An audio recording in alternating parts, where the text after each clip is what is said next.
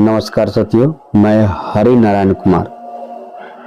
आज के इस वीडियो में मैं बात करूंगा, हमारे पास एक नोटिस आया हुआ है। इसमें बताया गया जो चयन समिति होता है ना, उसका बैठक हुआ था और उसमें पूरा चीज आपको बताया गया 2023 से 24 के लिए कि आगे क्या करना है, अभी तक क्या हुआ, इसमें कितना सिलेक्शन हुआ, कब से कब डेट था, लास्ट डेट कब था, इसमें तमाम बिंदुओं पर इसमें चर्चा किया गया है। तो आज ये वीडियो बहुत ही अच्छा होगा, खास होगा, इम्पोर्टेंट होगा। इसमें हमने बताया है क्या क्या कि वो थोड़ा मैं चंद मिनट में आपके साथ मैं रखना चाहूँगा। उसके बाद आपका थोड़ा टाइम हमको दीजिएगा, बस ज़्यादा नहीं, जो भी समय आपको मैं लूँगा आपके इम्पोर्टेंट, आपके हित में ही लूँगा। इसलिए मैं भी यहाँ पे कोई बकचोदी नहीं करूँगा, कोई बकवास नहीं करूँगा। यहाँ पे मैं ये कहना चाहूँगा इसमें कि इसमें बहुत अच्छा बताया गया कि मैंने योजनावार लिया, कैटेगरी वार लिया, लेकिन जो सिर्फ ओनली फॉर जिलावार जो चयन हुआ है, सिलेक्शन हुआ है, कैटेगरी ए एवं बी के लिए हुआ। आपको पता है कि 3 कैटेगरी में बांटा गया है, ए बी सी। तो ए में 59 परियोजना में 4000 सीट था, बी में 26 परियोजना में 3500 सीट है, कैटेगरी सी में 6 परियोजना में 500 सीट है। तो इस प्रकार से आपको मैं बता दूं कि इनका कहना है क्या कि मैंने योजना बारे में कैटेगरी बार में आपको मैं बताऊंगा, और इसका कहना है कि सिर्फ मैं जिलावार जो लिया है ना, तो ई एवं बी के लिए लिया है, सी के लिए मैंने नहीं लिया है, क्योंकि सी जो है और जिला के लिए रहेगा, समझ में। तो इसमें बहुत अच्छा बताया गया है। और जो भी सीट मैंने रखा है ना जिलावार, वो जिला की आबादी को देखते हुए यहाँ पे रखा जाता है। ऐसा नहीं है कि भाई अब देखते होंगे कि पटना में जैसे आबादी वहाँ पे ज्यादा है तो पटना का सीट ज्यादा होगा, शिवहर का आबादी कम है लेकिन जनसंख्या घनत्व तो वहाँ ज्यादा है, आबादी कम है, तो उसी के अनुसार सीतामढ़ी शिवहर से थोड़ा बड़ा है क्या, तो बड़ा है तो 12 का यही इनका कहना है। हमने जो भी जिला का जिलावार मैंने लिया है सीट, इसमें आबादी को देखते हुए लिया है, समझ में। और इसमें जो दिव्यांग भाई है उनका लिस्ट अभी कुछ लोग कह रहे थे कि अभी लिस्ट जारी उसका नहीं हुआ है, आप अपना से देख लीजिएगा। इसमें क्या है कि आपके अलग से इसमें हो सकता है कि आपका नहीं निकालेगा। जैसे कैटेगरी ई है, आपने दिव्यांग है, आपने यश किया होगा और आपने जो 40% सर्टिफिकेट है वो आपने दिया होगा, तो उसमें अलग से हो सकता है कि अभी लिस्ट अगर बनता तो अलग से आता, तो हमें नहीं लगता है कि अलग से आएगा। तो इसमें क्या है कि आप जिस कैटेगरी में आपने डाला था, जैसे ए कैटेगरी में तो ए में ही आपको मिलेगा, बी में आपने डाला था तो बी में ही मिलेगा, और सी में डाला था तो सी में ही मिलेगा। अब मैं इनके लिए कह रहा हूँ, अल्पसंख्यक खाते अलग से बना दिया गया है, समझे। और इसमें अपने प्रशिक्षण प्रमाण पत्र भी अपलोड करना था, तमाम बिंदुओं पर मैं चलिए मैं बारी बारी से आपको मैं, और 3 किस्त में मिलेगा। पहला किस्त आपको 1.5 लाख मिलेगा, फिर दूसरा किस्त, तीसरा किस्त, ऐसे ही आपको मिलेगा। तो ऐसा है कि इसमें पूरे प्रक्रिया में तकरीबन 1.5 से 2 साल लग जाएगा। हालांकि आपको रिजल्ट एक दिन में निकाल दिया वो अलग बात है, लेकिन पूरा प्रोसेस में, क्योंकि 3 किस्त में लिया जाएगा, पहला किस्त से पहले आपको ट्रेनिंग होगा, दूसरा किस्त से पहले ट्रेनिंग होगा, 15-15 का बैच बनेगा, तो इसमें टाइम लगेगा। अभी से ही आप लोग परेशान करेंगे कि सर कब होगा कब होगा कब होगा, तो मैं आपको ये कह दे रहा हूँ कि पूरी प्रक्रिया में 1.5 से 2 साल लगेगा, ये लिख के रख लीजिएगा भाई, है ना। तो इसमें आपको मैं बता दूं कि ये जो 3 अक्टूबर 2023 को अपर मुख्य सचिव उद्योग विभाग, जो 3 तारीख को ही रैंडमाइजेशन हुआ था, आपको मैं जानकारी के लिए बता दूं, इसमें भी इन्होंने बताया है कि मैंने जो 2023 से 24 के लिए 15 सितंबर से लेकर के 2 अक्टूबर तक हुआ। हालांकि 15 सितंबर से लेकर के 30 सितंबर था, फिर 2 दिन डेट बढ़ाया गया, 2 दिन बढ़ा करके, आपको जानकारी भी है, 2 दिन डेट बढ़ा करके 2 अक्टूबर कर दिया गया। ओके, अब इसमें तमाम बिंदुओं पर चर्चा करते हुए इन्होंने बताया कि जो वित्तीय वर्ष है 2023 से 24 है, इसमें मैं अभी जो मैंने आपको बताया वही बात इन्होंने बोला है कि हमने एक BC 3 कैटेगरी के लिए आवेदन मैंने ऑनलाइन पोर्टल्स के माध्यम से लिया था, और उसमें क्या किया था, कैटेगरी ए में कुल 59 परियोजना था। ओके भाई, तो यहाँ पर जो देख सकते हैं कैटेगरी ए में 59 परियोजना के लिए 4000 सीट था। फिर यहाँ पे बताया गया है कि कैटेगरी बी में 26 परियोजना था, और अल्पसंख्यक में भी 26 परियोजना है। जो जो बी में है ना, सेम टू सेम वही है। हालांकि इसमें जो है साइबर कैप हटा दिया गया है, तो साइबर कैप शायद देख लीजिए बी में भी नहीं था। और इसके बाद यहाँ पे देखेंगे कि 3500 सीट है ना मेरे भाई, तो यहाँ पे बी में आपको 3500 था। इसके बाद सी में 500 सीट था। तो यहाँ पे बताया गया है कि कैटेगरी सी में जो 500 सीट है वो 6 परियोजना था। इसके बाद यहाँ पे अब मैंने बताया कि आपको योजनावार एवं कैटेगरी वार यहाँ पे लिस्ट ये दिया गया है। ये भी जो बॉक्स जो बना हुआ है ये बना हुआ है योजनावार, है ना। योजना जैसे 4 प्रकार की योजना यहाँ चलाया जाता है, उसके लिए यहाँ पे बताया है 4 प्रकार के SC ST हो गया, EBC हो गया, युवा हो गया, महिला हो गया। तो जो 4 प्रकार के उद्यमी योजना चलाया जाता है उसके लिए यहाँ पे बताया गया। फिर यहाँ पे योजनावार एवं कैटेगरी वार, कैटेगरी जैसे यहाँ पे देखेंगे कि यहाँ पे ए कैटेगरी में हालांकि आपको SC ST में 2000 सीट है। कितना सीट है मेरे भाई? 2000। तो 2000 जो सीट है, तो इसमें ए में 3 कैटेगरी बांटा गया है ना, ABC। तो यहाँ पे मैं बता दूं कि आपको जानकारी के लिए कि यहाँ पे जो ए में 1000, बी में 875, ऐसे ही सभी में SC ST में 1000 हो गया, EBC में ये में 1000 हो गया, युवा में 1000 हो गया। तो ऐसे ही तमाम बिंदुओं पर यहाँ पे चर्चा किया गया। इसके बाद जो कैटेगरी बी है वैसे ही 875 करके यहाँ पे 3500 आया हुआ है। तो यहाँ पे कैटेगरी सी हो गया 125 से 500 है, तो 4 भाग में बांट दीजिए, तो 125 करके यहाँ पे आया हुआ है। तो टोटल मैंने आपको बताया कि 200 करोड़ जो है आवंटन हुआ था, तो उसी के हिसाब से 2000 है। अल्पसंख्यक में 100 करोड़ है, तो उसके हिसाब से वहाँ पे कितना रहना चाहिए? 1000 रहना चाहिए सीट। अब यहाँ पे देखिए, इसके बाद जो मैंने आपको बताया कि जो मुख्यमंत्री उद्यमी योजना है उसका जो अप्लाई हुआ था 15 सितंबर से लेकर के 2 अक्टूबर के बीच में था। हालांकि ये 15 सितंबर से लेकर के 30 सितंबर था, इसको बढ़ा करके 2 अक्टूबर कर दिया, यानी 2 दिन बढ़ाया गया था। इसके बाद यहाँ पे कैटेगरी सी के बारे में आपको मैंने बताया कि कैटेगरी सी में जो लक्ष्य रखा गया ना, जिलावार न रहकर पूरे राज्य के लिए है, पूरे राज्य के लिए है। और ये चयन की पूरी प्रक्रिया एवं योजना अंतर्गत विशेष जानकारी से चयन समिति के सभी सदस्यों को अवगत कराया गया। इसके बाद जो सारांश है वो यहाँ पे बताया गया कि जो मैंने आपको बताया, जो यहाँ पे ए में देखेंगे, यहाँ पे बताया गया कि जो हम योजना अंतर्गत जो है ना ऑनलाइन प्राप्त आवेदनों को के लिए पूर्व के वर्षों की तरह ही लक्षित आबादी के आधार पर मैंने रखा है। जो ऑनलाइन आवेदन है उसका ऑनलाइन आवेदन अब यहाँ पे देखेंगे योजना के लिए जो लक्षित आबादी, मैंने आपको बताया कि पटना में ज्यादा आबादी है तो वहाँ का सीट ज्यादा रहेगा, और जहाँ शिवर है जो छोटा छोटा राज्य है जहाँ पे जनसंख्या कम है तो उसके हिसाब से वहाँ पे लक्षित रखा गया है।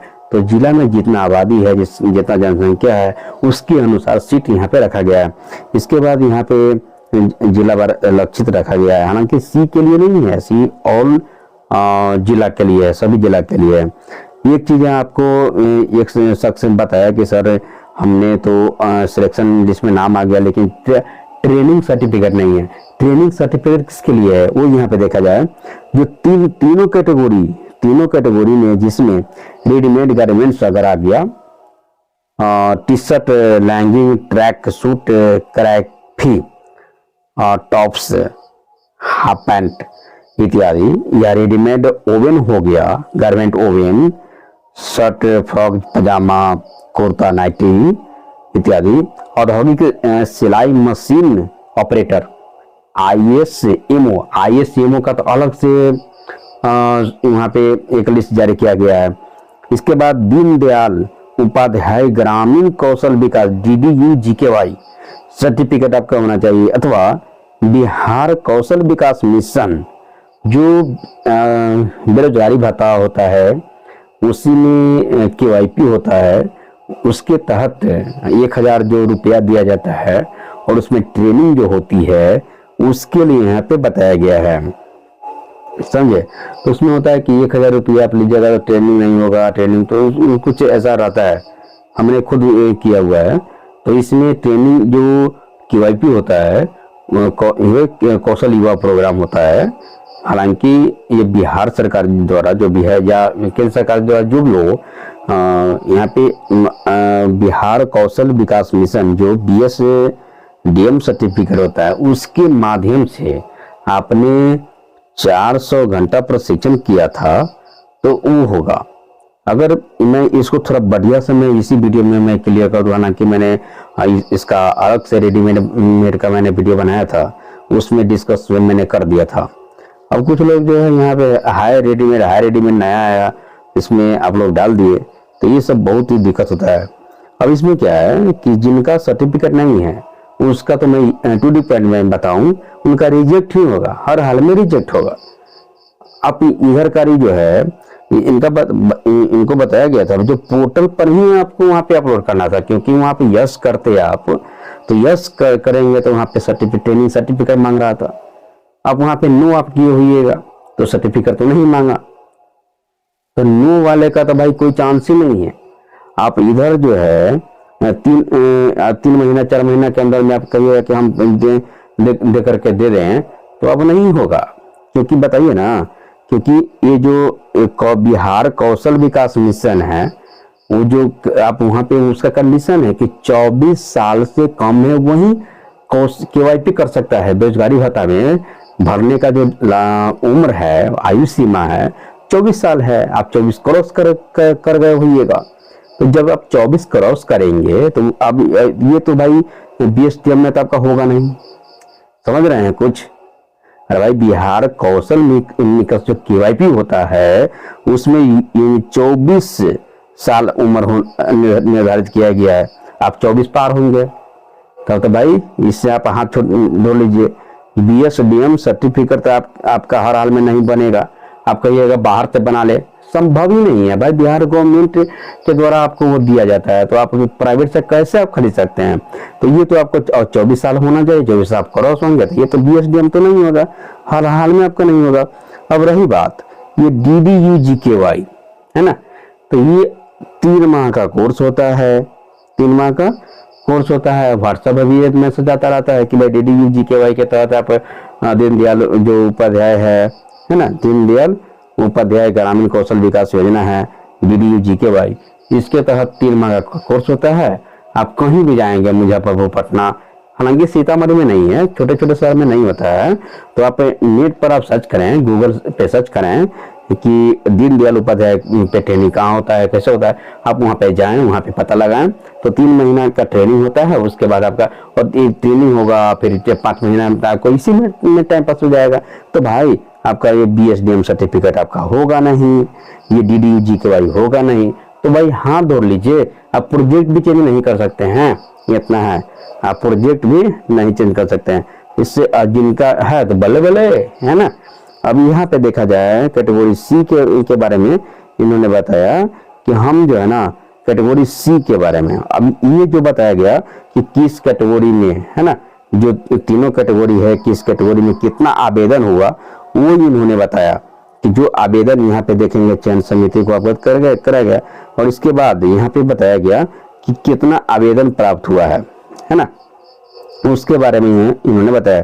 जैसे SC/ST हो गया तो उसमें कैटेगरी E में है ना, कैटेगरी E के लिए यहाँ पे देख सकते हैं इतना आवेदन आया 37,283। फिर जो है 9,423 से B में गया। इसके बाद यहाँ पे देखा जाए इसमें आप 1152 हो गया, और यहाँ पे देखा जाए तो महिला उद्यमी है ना, तो यहाँ पे देखा जाए तो 32,000 यहाँ पे 116 है। तो इसे ही इस सभी में यहाँ पे सीट यहाँ पे कितना आवेदन हुआ है वो इन्होंने बताया है। टोटल मैं बात करूं तो कैटेगरी ए में इतना आया, बी में इतना आया, टोटल जो है 2,34,179। कहाँ भाई 8,000 वैकेंसी, उस पर इतना है। तो कैसे संभव हो सकता है? इसमें 3% तो भाई रिजल्ट है, सीट वे है। तो यहाँ पे जो है केहनो जो है 91, 99 में 97, 96.6% को तो भाई छटवे करेगा, रिजल्ट यहाँ पे भागेगा, समझे। तो यही पे दिक्कत है। इनका कहना है कि मैंने रैंडमाइजेशन किया, उसके बाद जो एनालिसिस के माध्यम से विकसित रैंडमाइजेशन सॉफ्टवेयर का उपयोग किया। पूरी प्रक्रिया पारदर्शी तरीके से फेसबुक के माध्यम से लाइव स्ट्रीम भी कराया गया।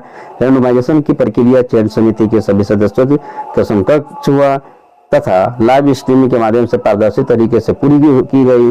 रैंडमाइजेशन के आधार पर योजनावार एवं कैटेगरी वार औपबंधिक सूची के बारे में आपको मैं बता दूं, जिन भाइयों का औपबंधिक सूची में नाम है, चयनित अभ्यर्थी है, उनके लिए बताया गया कि मैंने कितना को लिया है ना, वो है। जैसे कि यहाँ पे देखा जाए कैटेगरी ए के लिए है ना, तो कुल जो यहाँ पे इतना कैटेगरी तरीके से चयनित अभ्यर्थियों की संख्या जो जितना चयनित हुआ है वो यहाँ पे है। हालांकि यहाँ पे देख सकते हैं कि 8,000 में यहाँ पे कुछ लोग का यहाँ पे कमी भी है। तो इसी तरह से यहाँ पे देखा जाए तो 9 से 78 है इसमें SC ST में, बी में आपका SC ST का 790 है, सी में 125 है। टोटल यहाँ पे 1893 हुआ, SC ST में 1950 हुआ। तो यहाँ पे देखा जाए तो SC ST को ही गला मारा है भाई, है ना। इसमें तो लगभग देखिए 1950 लेना था, युवा में भी कम है, इसमें भी SC ST को लोगों को यहाँ पे हकमारी, यहाँ पे जो कुछ लोग का आता यहाँ पे सीट ये लोग कमी कर दिया हुआ है। यही समझ में हमको नहीं आ रहा है। यहाँ पर देखा जाए औपबंधिक रूप से चयनित अभ्यर्थियों की सूची संलग्न किया गया है। चूंकि मुख्यमंत्री अल्पसंख्यक उद्यम योजना भी प्रारंभ किया गया है, तो इसमें औपबंधिक सूची में क्या होगा कि जो वैसे अभ्यर्थी जो अल्पसंख्यक उद्यम योजना जिनका चयन आज औपबंधिक रूप से किया गया है, उन्हें मुख्यमंत्री अल्पसंख्यक उद्यम योजना के तहत चयनित माना जाएगा। तो जो अब अल्पसंख्यक से आते हैं, समझ में, तो उनका जो अल्पसंख्यक उद्यम योजना चलाया गया है तो उसके तहत उसको लाभ दिया जाएगा। तो वो बात यहाँ पे बताया गया है। अब इसमें मैं बात कर लूँ दस्तावेज के बारे में, तो दस्तावेज क्या क्या चीज यहाँ पे लाएगा। जो औपबंधिक रूप से चयनित हुआ है उद्यमी, उनके लिए आपको दस्तावेज रेडी करना है, तैयार करना है। कौन कौन से दस्तावेज आपको रखना है वो थोड़ा दिखेगा। दस्तावेज में उन्होंने बताया है कि जन्म प्रमाण पत्र आपको होगा। तो जन्म प्रमाण पत्र के मतलब आपको जो है अब जन्म प्रमाण पत्र नहीं बनाना है। जन्म प्रमाण पत्र का मतलब हुआ जैसे मैट्रिक सर्टिफिकेट आपका है, मार्कशीट है, सर्टिफिकेट नहीं मार्कशीट है ना। तो जन्म प्रमाण पत्र के सत्यापित के लिए 10th का जो मार्कशीट होगा ना, उस पर जन्म तिथि दिया होता है। तो आपने अपलोड भी किया होगा, तो इसमें वो वाला मैट्रिक का मार्कशीट से आपका काम चल जाएगा। ध्यान दीजिएगा। योग्यता प्रमाण पत्र में जो इंटरमीडिएट है, ITI समकक्ष है ना, वो आपको दस्तावेज मैट्रिक इंटर और जो ग्रेजुएशन का होगा है ना, हाईएस्ट क्वालिफिकेशन, वो आपको देना है। इसके बाद निवास प्रमाण पत्र आपको लेटेस्ट बना लीजिएगा हर हाल में। जाति प्रमाण पत्र आपको चाहिए। इसमें है कि प्रीलिमिनरी जांच, सबसे पहले आपको जांच होगा।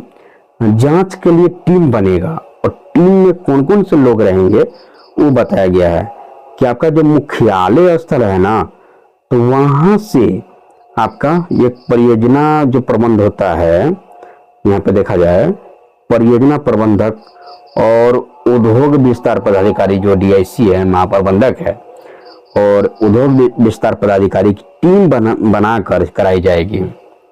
समझ में?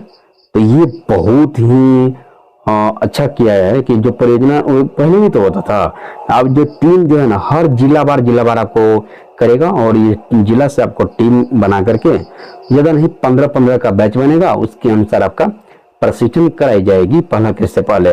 तो उसके लिए तो भाई ट्रेनिंग से पहले आपको दस्तावेज पहले देखेगा, दस्तावेज में क्या क्या चीज़ है। औपबंधिक सूची का मतलब हुआ प्रोविजनल हुआ, तो अभी भी आपका फाइनल लिस्ट समझिए कि फाइनल लिस्ट है। अगर सारा चीज़ आपको दस्तावेज है तो समझिए कि फाइनल ही होगा आपको, इसके बाद कोई लिस्ट नहीं जारी होगा।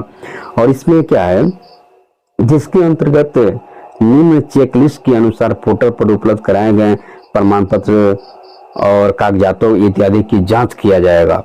तो ये स्क्रूटनी अब चालू होगा और इसमें न्यूनतम योग्यता के लिए हम बताया गया कि 10+2 into inter ITI polytechnic diploma या समकक्ष प्रमाण पत्र होना चाहिए। इसके बाद आयु से रिलेटेड जो 18 से 50 वर्ष के बीच में होना चाहिए। और जो यहाँ पे मैंने बताया कि जो जन्म प्रमाण पत्र से रिलेटेड मैट्रिक का समकक्ष होना चाहिए, जिसपे जन्म तिथि दिया हो, वो वाला आपको अपलोड देना होगा। इसके बाद निवास प्रमाण पत्र, जो अस्थायी निवास प्रमाण पत्र हैं वो हो गया। जाति प्रमाण पत्र के बारे में बताया गया क नंबर में, आवेदक के नाम से जाति प्रमाण पत्र पिता का नाम अंकित होना चाहिए। महिला के भी मामले में वहां पे जो जाति प्रमाण पत्र बनेगा, हस्बैंड का नाम देकर के जाति वाले में पिता का नाम अंकित रहेगा। इसके बाद है कि महिला उद्यमी के मामले में जो महिला 4 प्रकार के उद्यमी योजना है ना, SC ST हो गया। अगर आप महिला का SC ST में डालते हैं तो जाति मैंडेटरी हो जाएगा। हाँ, अगर EBC है, अगर महिला है, अपनी कैटेगरी में आप डालिएगा तो भाई यहाँ पे जाति मैंडेटरी हो जाएगा। लेकिन वही EBC SC ST हो गया, EBC हो गया। और अब इधर आ जाइए, जैसे महिला उद्यमी योजना, तो महिला उद्यमी योजना में सभी प्रकार के महिला के लिए, तो इसमें जाति की आवश्यकता नहीं है, समझ में। तो यही बातें इन्होंने बताया कि महिला उद्यमी योजना के मामले में जाति प्रमाण पत्र की आवश्यकता नहीं है। इसके बाद यहाँ पे जो बताया गया कि बैंक खाता एवं फॉर्म का प्रमाण पत्र, इसके लिए क्या बताया गया वो समझिए। तो इनका कहना है, ये बात आपको समझने में योग्य है, ये बात है ना, ये बात जो है ना, ये आपको समझने वाली बात है। क्या समझना है वो समझिए।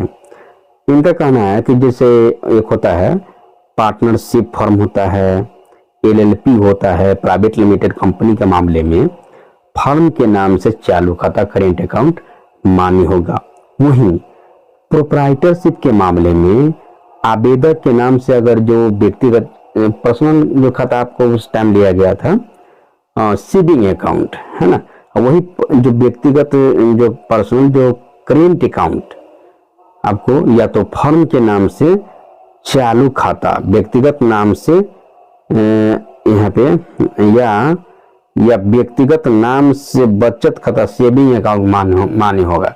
तो प्रोप्राइटरशिप के मामले में जो सेविंग अकाउंट है वो भी चलेगा, या तो फर्म के नाम से आप खुलवा लीजिए या तो व्यक्तिगत खुलवा लीजिए। ज़्यादातर आप बड़े लेवल पर अगर बिजनेस करना चाहते हैं तो आपको फर्म के नाम से करेंट अकाउंट खुलवा लेंगे तो ज़्यादा अच्छा रहेगा। और यहाँ पे जो सेविंग अकाउंट है तो सेविंग अकाउंट ज़्यादा आपको टैक्स लगेगा, ये सब कुछ लिमिट रहता है सेविंग अकाउंट का। तो इसलिए अगर आप बिजनेस पर्पज से आप करना चाहते हैं तो करेंट अकाउंट खुलवाएंगे तो अच्छा रहेगा। करेंट अकाउंट के लिए आपको GST यहाँ पे मांगेगा, तो GST भाई अब आप फाइनल इसमें आपका नाम हो गया, बिजनेस आप स्थापित करेंगे तो GST तो हर हाल में आपको देना पड़ेगा, तो GST आप दे दीजिएगा क्योंकि GST मैंडेटरी है। जब आप यहाँ पे GST बिल बनाने जाएंगे तो उस टाइम आपको GST लगवे करेगा, इसलिए ज़्यादा आपके पास समय नहीं रहेगा। और GST आप खुद ब खुद बना सकते हैं, प्लेलिस्ट में वीडियो पड़ा हुआ है, आप खुद जाएं प्लेलिस्ट चेक करें और एक एक वीडियो आप देख लीजिएगा, तो आपको GST आप खुद ब खुद अपने से बना सकते हैं।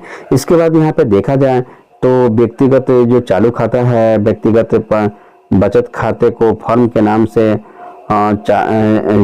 खाता वही बात यहाँ पे बताया गया कि परंतु आवेदक के ऋण एवं अनुदान की स्वीकृति के उपरांत आवेदक द्वारा अपने व्यक्तिगत चालू खाता या व्यक्तिगत बचत खाते को फर्म के नाम से है ना। देखिए ये जो बात है आवेदन की, आवेदक के जो नाम से अगर जो जिस टाइम ऑनलाइन किए थे उस टाइम ये इतना बात जो दिया गया है यहाँ से यहाँ, ये बात जो दिया गया है वो बात दिया गया है क्या कि जिस टाइम ऑनलाइन होता है ना उस टाइम सेविंग अकाउंट से काम चला। अब भाई ये नहीं चलेगा, है ना, ये जो सेविंग अकाउंट है वो हट जाएगा। अब यहाँ से आपको मेनली पढ़ना होगा। परंतु आवेदक की जो ऋण है ना, जब पैसा आपको मिलेगा तो भाई सेविंग में नहीं जाएगा, सेविंग में जो ट्रेनिंग वाला पैसा है वो जा सकता है, लेकिन ये जो परंतु आवेदक के ऋण एवं अनुदान की स्वीकृति के उपरांत आवेदक द्वारा अपने व्यक्तिगत जो सेविंग अकाउंट है ना, वही बात है व्यक्तिगत चालू खाता या व्यक्तिगत बचत खाते को फर्म के नाम से यहाँ पे क्लियर कर दिया गया है ये बात कि फर्म के नाम से चालू खाता करेंट अकाउंट परिवर्तित कराकर पोर्टल पर अपलोड करें या महाप्रबंधक को उपलब्ध कराए जाने के उपरांत ही स्वीकृत राशि का हस्तांतरण फर्म के नाम से चालू खाते के माध्यम से किया जाएगा। तो ये बात इन्होंने बताया है। तो अब जो आपका आपके नाम से जो खाता है ना उस पे आपको पैसा नहीं मिलेगा। फर्म के नाम से जब करेंट अकाउंट खुलाएंगे तो वहाँ पे current account change, account number जो है वो चेंज हो जाएगा, अलग बात है। लेकिन यहाँ पे अब इसको आपको या तो बैंक डिटेल्स अपलोड करने का ऑप्शन आएगा तो उस टाइम आप अपलोड करेंगे, या तो आप अपने जिला के महाप्रबंधक से मिलेंगे कि सर हमने फर्म के नाम से करेंट अकाउंट खुला लिया है, तो उसको जाकर के आप जमा कर दीजिएगा, तब आपका वो लोग चेंज कर देंगे। नहीं तो जब लॉगिन आईडी पासवर्ड से चेंज करेंगे, मुख्यमंत्री उद्यमी योजना में जाकर के लॉगिन करेंगे तो उस टाइम आपका जो है बचावते के साथ पूरा आ जाएगा। अब इसमें क्या है कि फोटो 25 KB में हाल ही का आवेदक का हाल ही का खींचा हुआ पासपोर्ट साइज फोटो 25 KB में होना चाहिए। इसके बाद यहाँ पे पोर्टल पर ही अपलोड करना अनिवार्य होगा। हस्ताक्षर के लिए बताया गया कि आवेदक का जो हस्ताक्षर है 20 KB में अपलोड करना अनिवार्य होगा। दिव्यांग की स्थिति में 40 कम से कम आपका दिव्यांगता जो सर्टिफिकेट है 40% होना चाहिए, वो भी अपलोड करना पड़ेगा। इसके बाद है कि आवेदक को जो है जांचोपरांत योग्य आवेदकों को अंतिम रूप से चयन समिति के समकक्ष प्रस्तुत करने का निर्णय लिया गया है। इसके बाद यहाँ पे जो राशि है ना 3 किस्त में मिलेगा। कितना किस्त में? 3 किस्त में राशि मिलेगा। और जो पहला, दूसरा, तीसरा, इनका कहना है हम पहला किस्त आपको 1.5 लाख देंगे, है ना। तो 1.5 लाख आपको जो मिलेगा वो और DPR के अनुरूप मिलेगा। DPR के अनुरूप आपको मिलेगा, जितना DPR में होगा उसके अनुसार होगा, समझ में। इसके अनुसार आप यहाँ पर देख लेंगे। अब इनका कहना है क्या कि जो हम पहला किस्त 3 किस्त में देंगे, समझे, और पहला किस्त से पहले आपको ट्रेनिंग होगा 15 दिन का या 7 दिन का, समझ में। वो 7 दिन का 6 दोबारा आपका प्रशिक्षण होना है। तो इस प्रकार से मैं सोच रहा हूँ जिस प्रकार से प्रीवियस ईयर में हुआ था ना 6 दिन का प्रशिक्षण, वैसे ही होगा। अब इसमें क्या है, इनका कहना है कि 3 किस्त में देंगे। पहला के 1.5 लाख मिलेगा और 1.5 लाख कहाँ खर्चा करना है वो बताया है। इनका कहना है कि जो 1.5 लाख है इसको आपको शेड पे खर्चा करना है। जो कार्यस्थल के भाई तैयारी करेंगे ना, कार्यस्थल की शेड का, बिजली कनेक्शन, अग्निशमन। अब कोई कहेगा कि सर हमारा पहले से बनल है तो हम क्या करें, तो भाई क्या करें, तो उसमें जो है ना आपको देना ही पड़ेगा, समझे। तो जो बना है उसी के अनुसार आप बन लीजिए, पैसा रख लीजिए, नहीं क्या है। अब इसमें क्या है, दूसरा किस्त के लिए क्या करना है, तो दूसरा किस्त है ना उसके पूरे टोटलिंग मशीन पे खर्चा करना है, दूसरा मशीन पे खर्चा करना है। और तीसरा जो है कार्यशील जो पूंजी है उस पे आपको रखना है, बचा करके रॉ मटेरियल वगैरह के लिए रखना है। तो वही बात यहाँ पे कहा है कि द्वितीय किस्त में जो है यहाँ पे प्लांट एवं मशीनरी पे खर्चा करना है। और दूसरा किस्त जो भी पैसा मिलेगा वो सारा का सारा मशीन पे खर्चा करना है। इसके बाद तृतीय की इसमें जो है आपका जो पूंजी है, कार्यशील पूंजी, जो रॉ मटेरियल वगैरह के लिए आपको बचा करके रखना है। और देखिए यहाँ पे क्लियर कर दिया हुआ है, जो पैसा है ना वो निर्धारित क्यों होगा, मॉडल डीपीआर के अनुसार होगा। मैं बार बार आप लोग कर रहा हूँ, जो भी पैसा मिलेगा आपको डीपीआर के अनुरूप ही मिलेगा। तो डीपीआर आपको कितना का बनेगा, क्या होगा, नहीं होगा, इसके लिए आप डीआईसी से कांटेक्ट करेंगे। और इनका कहना है कि जो भी आपका मॉडल डीपीआर है वही मान्य होगा, और डीआईसी आपको खुद बनाएंगे या तो खुद से बना करके आप अपलोड करेंगे। तो ये सब आपको, ये पूरे एक में अपडेट आपको मैं लेकर के आऊँगा, और नेक्स्ट अपडेट का आपको इंतजार करना है। जो भी डाउट होगा वो आपको अगली वीडियो में डिस्कस किया जाएगा। आपको जो भी बड़ी बात है, आप कुछ लोगों को व्हाट्सएप नंबर मिल गया है, व्हाट्सएप पे आपको कॉल मैसेज ये सब नहीं करना है। नंबर मिल गया भाई, नंबर आप डिलीट कर दीजिए, क्योंकि फॉर्म भरवाने के लिए वो नंबर दिया गया था, वो नंबर मेरा नहीं है, मेरे फैमिली मेम्बर का है, वो लोग परेशान होते हैं। इसलिए मैसेज व्हाट्सएप पे नहीं करना है, ओनली फॉर आपको कमेंट में ही आपको जवाब दिया जाएगा। तो ये आपसे मैं नम्र निवेदन है, आग्रह है कि जो लोगों को व्हाट्सएप नंबर मिल गया है प्लीज़ आप डिलीट कर दीजिए, उस पर कॉल करने से आपको कोई फायदा नहीं है, क्योंकि आप पर्सनली सभी को आप कोऑपरेट नहीं कर सकते हैं। इसलिए आपके जिन भाइयों को व्हाट्सएप नंबर मिल गया है उसे मैसेज नहीं करना है। जो भी बातें हैं आप कमेंट में जवाब आपको दिया जाएगा। तो थैंक यू, लव यू, बहुत बहुत धन्यवाद। नमस्कार, मैं हूं हरि नारायण कुमार। अगर आपको ये वीडियो पसंद आया हो तो इसे लाइक और शेयर जरूर करें, और हाँ, हमें सब्सक्राइब और फॉलो करना ना भूलें, ताकि आप इस प्रकार के कोई भी वीडियो मिस ना करें। तो जुड़िए हमारे साथ और देखते रहिए बीएसटी और टी। उद्यमी योजना और बिहार स्टार्टअप पॉलिसी की जानकारी के लिए आप ज्वाइन करें उद्यमी योजना ग्रुप। ये स्पेलिंग आप देख लीजिएगा, इतना लोगों ने अभी तक ज्वाइन कर लिया है। UDYAMI योजना करके आप टेलीग्राम में सर्च करेंगे तो ये लोगो आ जाएगा, आप ज्वाइन कर सकते हैं।